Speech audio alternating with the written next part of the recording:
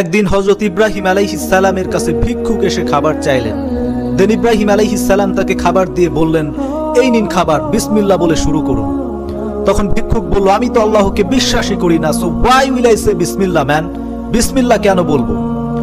তখন হযরত ইব্রাহিম আলাইহিস সালাম প্রচন্ড রেগে গেলেন এবং তার হাত থেকে খাবারের প্লেট কেড়ে নিলেন।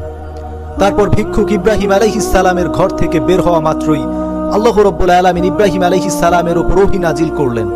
বললেন, হে ইব্রাহিম, আমার এই অবিশ্বাসী বান্দাকে আমি 60 বছর খাবার দিয়েছি, আর তুমি একদিনও দিতে পারলে না? সে আমাকে বিশ্বাস করুক বা না করুক, সেটা তার আর আমার ব্যাপার। যাও, তাকে ডেকে এনে খাবার খাওয়াও।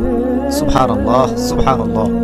জাস্ট ইমাজিন, একবার ভাবুন, একজন অবিশ্বাসীকে আল্লাহ রাব্বুল আলামিন যদি এতটা মহব্বত করে থাকেন, তাহলে যারা ঈমান এনেছে, যারা নেক আমল করে, রাসূল সাল্লাল্লাহু আলাইহি ওয়াসাল্লামের আদর্শিত পথে চলে, তাদেরকে আল্লাহ রাব্বুল আলামিন কতটা ভালোবাসেন। Just imagine.